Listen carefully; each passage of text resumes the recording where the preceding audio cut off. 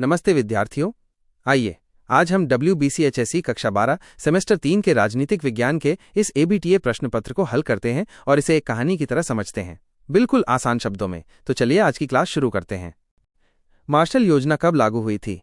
सही जवाब है 1947 ईस्वी। दूसरे विश्व युद्ध के बाद यूरोप पूरी तरह से तबाह हो चुका था। ऐसे में अमेरिका ने सोचा कि अगर यूरोप को फिर से खड़ा नहीं किया गया तो वहां कम्युनिस्टों का प्रभाव बढ़ जाएगा। इसीलिए अमेरिका ने यूरोप के देशों को खूब पैसा दिया ताकि उनकी अर्थव्यवस्था फिर से मजबूत हो सके। इसी को मार्शल योजना कहते हैं। 2. वार्सो संधि किसके पहल पर बनी थी? सही जवाब है सोवियत संघ। जब अमेरिका ने नेटो बनाया तो सोवियत संघ को लगा कि ये तो हमारे खिलाफ एक सैन्य गठबंधन है, तो जवाब में सोवियत संघ ने भी अपने दोस्त देशों को मिलाकर एक और सैन्य गठबंधन बना दिया जिसका नाम था वार्सो संधि। सीधी बात, नाटो को टक्कर देने के लिए वार्सो संधि बनी थी। 3. The cold war a study in US foreign policy नामक पुस्तक के लेखक कौन है? सही जवाब है वॉल्टर लिपमैन। ये किताब बहुत खास है क्योंकि इसमें वॉल्टर लिपमैन ने समझाया कि शीत युद्ध के दौरान अमेरिका की विदेश नीति कैसी थी। 4. भारत की गुटनिरपेक्षता की नीति कैसी है? सही जवाब है गतिशील। देखो भाई, हमारी नीति स्थिर नहीं है। हमने किसी भी गुट में शामिल न होकर अपनी ताकत और जरूरत के हिसाब से फैसले लिए हैं। आज हमें रूस से दोस्ती की जरूरत है तो कल अमेरिका से। इसीलिए हमारी नीति को गतिशील डायनामिक कहा जाता है। 5. हम किसी भी सैन्य गठबंधन में शामिल नहीं हैं। हम केवल एक पक्ष में शामिल हैं और वो शांति के लिए है। ये बयान किसने दिया था? सही जवाब है जवाहरलाल नेहरू। हमारे पहले प्रधानमंत्री पंडित जवाहरलाल नेहरू ने ये बात कहकर पूरी दुनिया को बता दिया था कि भारत किसी के पीछे नहीं चलेगा बल्कि शांति की राह पर खुद चलेगा। स्तंभ ए को स्तंभ बी से मिलाएं। स्तंभ ए नेहरू, नासिर, नक्रुमा, सुकर्णो। स्तंभ बी भारत, मिस्र, घाना, इंडोनेशिया। सही जवाब है नेहरू माइनस भारत से, नासिर माइनस मिस्र से, नक्रुमा माइनस घाना से, सुकर्णो माइनस इंडोनेशिया से। ये सारे नेता गुटनिरपेक्ष आंदोलन के शुरुआती और सबसे बड़े हीरो थे। 7. पंचशील के सिद्धांत हैं। अनाक्रमण, समानता और पारस्परिक सहायता, शांतिपूर्ण सह अस्तित्व, अन्य राष्ट्रों के मामलों में हस्तक्षेप न करना।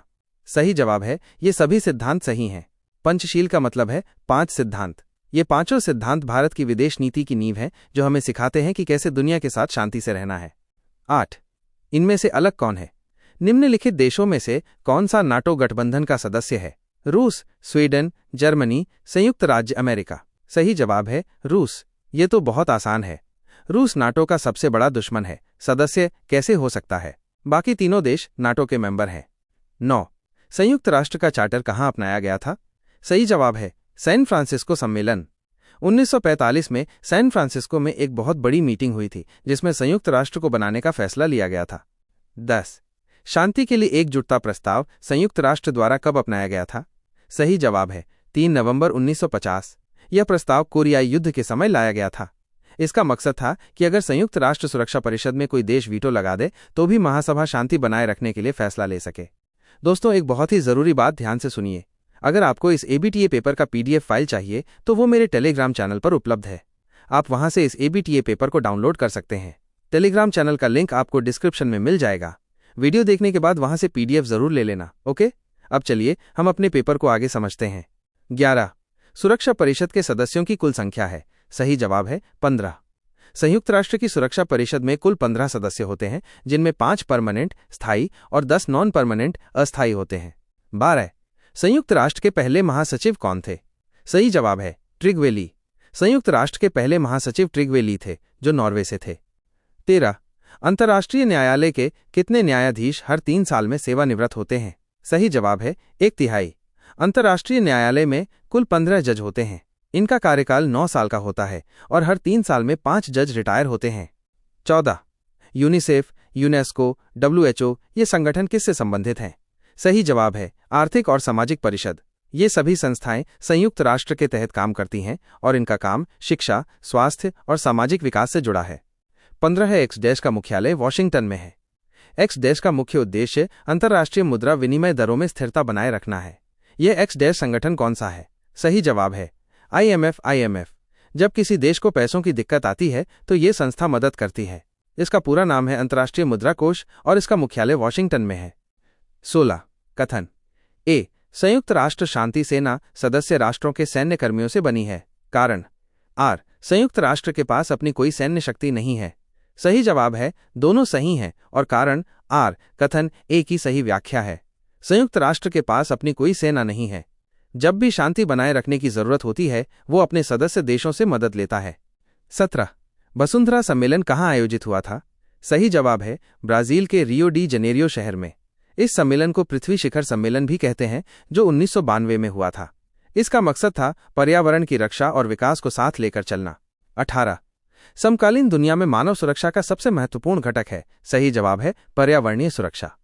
आज के समय में इंसान को सबसे बड़ा खतरा जलवायु परिवर्तन और पर्यावरण के मुद्दों से है, इसीलिए पर्यावरणीय सुरक्षा सबसे जरूरी है। 19 वर्तमान में अमेरिका ने वीजा जारी करने के लिए सख्त नीति अपनाई है, क्योंकि सही जवाब है आप्रवासन के कारण आर्थिक दबाव बढ़ गया है। जब दूसरे देशों से बहुत लोग आते हैं तो अमेरिका में नौकरियों और बाकी संसाधनों पर दबाव बढ़ जाता है, इसीलिए अमेरिका सख्त नियम बनाता है। मैं एक आतंकवादी संगठन हूं। मेरा जन्म लंबे समय से समस्याग्रस्त इजराइल की अधीनता से फिलिस्तीनियों को मुक्त करने के लिए हुआ था। मैं कौन हूं? सही जवाब है हमास। हमास एक फिलिस्तीनी संगठन है जो इजराइल के खिलाफ लड़ता है। 21 स्पेनिश फ्लू, एड्स, प्लेग, कोविड-19, इबोला और ब्लैक डेथ में क्या समानता है? सही जवाब है महामारियां। ये सभी बहुत बड़े पैमाने पर फैली बीमारियां हैं जिन्होंने दुनिया भर में लाखों लोगों की जान ली। 22 बाहरी सुरक्षा के विभिन्न पहलू क्या हैं? सही जवाब है सभी पहलू सही हैं। एक देश को बाहर से सुरक्षित रखने के लिए ये सभी चीजें जरूरी हैं: दुश्मन को रोकना, रक्षा करना, शक्ति को संतुलित रखना और दूसरे देशों से दोस्ती करना। 23 आईपीसीसी का पूर्ण रूप क्या है? सही जवाब है intergovernmental panel on climate change. ये एक ऐसी संस्था है जो जलवायु परिवर्तन पर वैज्ञानिक रिपोर्ट तैयार करती है और दुनिया के नेताओं को बताती है कि क्या करना चाहिए। 24 भारत के पहले गवर्नर जनरल कौन थे? सही जवाब है लॉर्ड माउंटबैटन। आजाद भारत के पहले गवर्नर जनरल लॉर्ड माउंटबैटन थे। 25 विभाजन के दर्द को सबसे ज्यादा झेलने वाले दो राज्य कौन से थे? सही जवाब है पंजाब और बंगाल। 1947 में जब देश बटा तो पंजाब और बंगाल का भी धार्मिक आधार पर बंटवारा हुआ था, जिससे यहां के लोगों को सबसे ज्यादा तकलीफ उठानी पड़ी। 26 जम्मू और कश्मीर पुनर्गठन अधिनियम कब बनाया गया था? सही जवाब है 2019। इस अधिनियम के तहत जम्मू और कश्मीर को 2 केंद्र शासित प्रदेशों में बांट दिया गया था। 27 आजादी के तुरंत बाद भारत में सबसे बड़ी समस्या क्या थी? सही जवाब है शरणार्थी समस्या। विभाजन के बाद लाखों लोग पाकिस्तान से भारत आए थे, जिन्हें बसाना एक बहुत बड़ी चुनौती थी। 28 इनमें से अलग कौन है? भाषाई आधार पर राज्यों के पुनर्गठन से कौन संबंधित है? सीमा आयोग, धर आयोग, जेवीपी समिति, फजल अली आयोग। सही जवाब है सीमा आयोग। बाकी तीनों आयोगों का संबंध भाषाई आधार पर राज्यों को बांटने से था, लेकिन सीमा आयोग का काम सिर्फ सीमाएं तय करना था। 29 जहां विपक्ष नहीं है वहां लोकतंत्र नहीं है। ये कथन किसने कहा था? सही जवाब है ईवर जेनिंग्स। लोकतंत्र में विपक्ष की भूमिका बहुत जरूरी होती है और ये बात ईवर जेनिंग्स ने बहुत अच्छे से समझाई थी। 30 भारतीय राष्ट्रीय कांग्रेस की स्थापना कब हुई थी? सही जवाब है 1885 ईस्वी। भारतीय राष्ट्रीय कांग्रेस की स्थापना 1885 में एओ ह्यूम ने की थी, जिसने भारत की आजादी की लड़ाई में सबसे अहम रोल निभाया। 31 निम्नलिखित देशों में किस प्रकार की दलीय प्रणाली देखी जाती है? संयुक्त राज्य अमेरिका, जर्मनी, ऑस्ट्रेलिया, ब्रिटेन। सही जवाब है द्विदलीय। इन सभी देशों में 2 प्रमुख राजनीतिक दल होते हैं जो बारी बारी से सरकार बनाते हैं। 32 कथन ए भारत में बहुदलीय प्रणाली है। कारण आर बहुदलीय प्रणाली अक्सर बहुत अव्यवस्थित होती है, जिससे राजनीतिक अस्थिरता होती है। सही जवाब है दोनों सही हैं, लेकिन कारण आर कथन ए की सही व्याख्या नहीं है। भारत में एक से ज्यादा दल हैं, ये सही है, और ये भी सही है कि कभी कभी इससे अस्थिरता आती है, लेकिन इसका होना ही अस्थिरता का एकमात्र कारण नहीं है। 33 ये भारत का एक प्रमुख और पुराना राजनीतिक दल है। 26 दिसंबर 1925 को ए दल का स्थापना दिवस घोषित किया गया है। 1964 में ये दल टूट गया। मार्क्सवादी विचारधारा ए दल का मुख्य आधार है। यह ए दल कौन सा है? सही जवाब है सीपीआई, भारतीय कम्युनिस्ट पार्टी। सीपीआई 1925 में बनी थी और 1964 में ये 2 हिस्सों में बंट गई थी। 34 भारत की नो फर्स्ट स्ट्राइक परमाणु नीति के मुख्य निर्माता कौन से प्रधानमंत्री थे?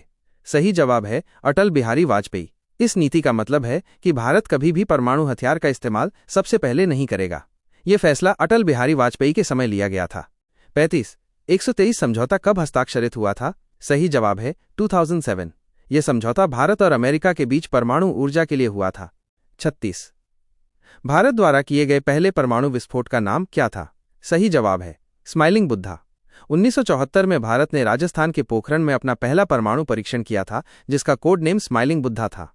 37 चीन की आक्रामकता का मुकाबला करने के लिए प्रशांत महासागर क्षेत्र में भारत द्वारा उठाया गया कदम कौन सा है? सही जवाब है quad. Quad quad Bharat, America, Japan और ऑस्ट्रेलिया का एक ग्रुप है जो चीन को रोकने के लिए बनाया गया है।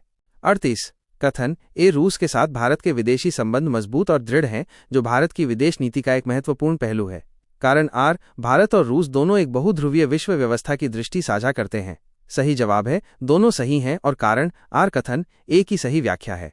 भारत और रूस दोनों चाहते हैं कि दुनिया में सिर्फ एक ही देश का राज न चले, बल्कि कई देशों की बराबर चलती रहे। यही सोच उनके मजबूत रिश्ते का आधार है।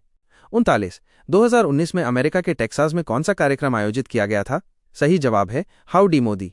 ये एक बहुत बड़ा कार्यक्रम था जहां भारतीय प्रधानमंत्री नरेंद्र मोदी ने अमेरिका के ह्यूस्टन में लोगों को संबोधित किया था। 40 इसके जवाब में भारत और पाकिस्तान के बीच एकमात्र ट्रेन सेवा समझौता एक्सप्रेस और सदाए सरहद बस सेवा को बंद करने का निर्णय लिया गया। सही जवाब है अनुच्छेद 370 का निरस्त होना। जब भारत सरकार ने जम्मू और कश्मीर से अनुच्छेद 370 हटाया तो पाकिस्तान ने इसके विरोध में ये दोनों सेवाएं बंद कर दी थीं। उम्मीद है कि आपको ये एबीटीए पेपर और भी गहराई से समझ आ गया होगा। अगर आपको ये वीडियो पसंद आया हो तो लाइक और शेयर जरूर करें और चैनल को सब्सक्राइब करना ना भूलें। धन्यवाद।